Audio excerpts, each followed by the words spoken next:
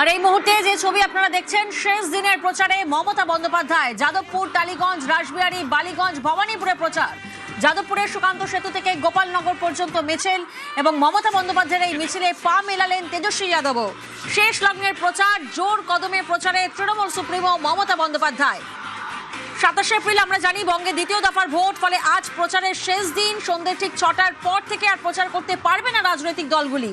5 বিধানসভাকে ছুঁয়ে আজ কলকাতার পথে তৃণমূল সুপ্রিমো একেবারে মেগা রোড শো, যে ছবি আমরা দেখছি। আবির প্রতিনিধি আমাদের সঙ্গে রয়েছেন। আবির, এই মুহূর্তে মিছিল কোথায় অবস্থান করছে? মমতা বন্দ্যোপাধ্যায়ের যে বাড়ি, সেই বাড়ির সামনের রাস্তা ইতিমধ্যে মিছিল অতিক্রম করছে এবং কিছুক্ষণের মধ্যেই মিছিল গিয়ে শেষ হবে হচ্ছে গোপালনগর মোড়ে। আমরা জানি যে বিগত কয়েক বছর ধরেও একদম নির্বাচনের যে শেষ দিনের যে প্রচার থাকে, তিনি এই রুটেই তিনি প্রচার করেন এবং গোপালনগর মোড়ে গিয়ে তিনি শেষ করেন। আর মিনিট দুয়েকের মধ্যে মিছিল গোপালনগর মোড়ে গিয়ে পৌঁছবে এবং যেহেতু সন্ধ্যে 6টা পর্যন্ত সময় আছে নির্বাচন কমিশনের, তার আগেই মিছিল শেষ হওয়ার কথা। গোপালনগর মোড়ে মঞ্চ করা হয়েছে, যদি তিনি সেখান থেকে কোনো বার্তা ভবানীপুর বিধানসভা কেন্দ্রের জন্য শেষ মুহূর্তে দিতে চান, তিনি সেটা রাখবেন।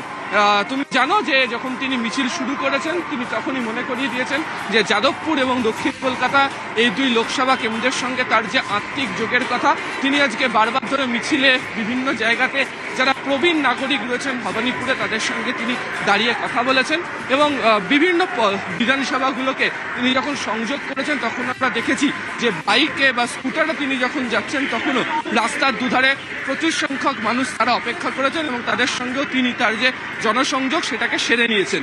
আজকে বেশ কতগুলো জায়গাতে শেষ দফার প্রচারে রাস্তার দুধারে উপচে পড়া ভিড় লক্ষ্য করতে পারা গেছে, যা দেখে খুশিও হয়েছে তৃণমূল কংগ্রেস নেতৃত্ব। এবং একেবারে শেষ লগ্নে যে জায়গাতে প্রচার চলছে সেটা হচ্ছে ভবানীপুর বিধানসভা জুড়ে, এবং যেহেতু এবারে নির্বাচনের ক্ষেত্রে ভবানীপুর ভরকেন্দ্র, ফলে এখানে প্রায় প্রত্যেক দিনই তিনি হয় সভা নয়তো পদযাত্রা তিনি করে নিলেন এবং একেবারে যে প্রচার তিনি যেটা শুরু করেছিলেন 24শে মার্চের বিকেলে, যদিও সেটা নাগরিক সমাবেশ ছিল, মূলত 25শে মার্চ থেকে তিনি জনসভা শুরু করেছিলেন। উত্তর দক্ষিণ রাজ্যের বিভিন্ন প্রান্তে তিনি সভা করেছেন, পদযাত্রা করেছেন, বিভিন্ন জায়গাতে তিনি আবাসনে গিয়ে বিভিন্ন ব্যক্তিদের সঙ্গে তিনি কথা বলেছেন।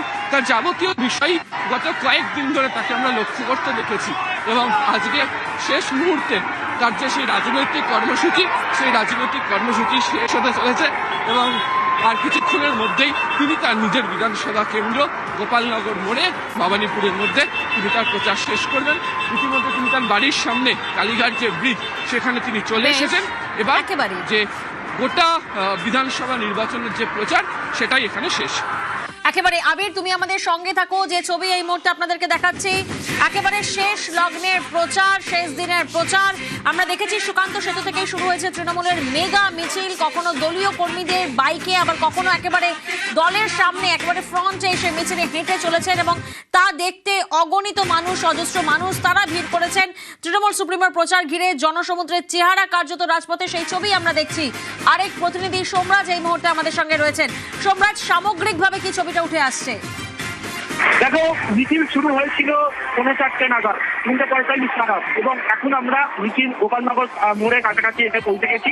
আর কিছুক্ষণের মধ্যেই মিছিল শেষ হয়ে যাবে। তুমি জানো কমিশনের নির্দেশ রয়েছে সন্ধ্যে 6টা পর্যন্ত প্রচার করা যাবে, তারপর আর নয়।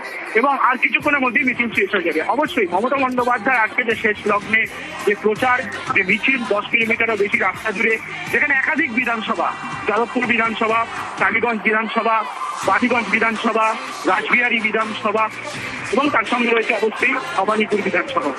আজ মমতা বন্দ্যোপাধ্যায়ের যে মিছিল যে রূপ দিয়ে গেল, সেখানে ভবানীপুর বিধানসভার একাধিক ওয়ার্ড, 73 নম্বর ওয়ার্ড থেকে শুরু করে একাধিক ওয়ার্ডের মধ্যে দিয়ে মমতা বন্দ্যোপাধ্যায় জনসংযোগ করতে করতে এলেন।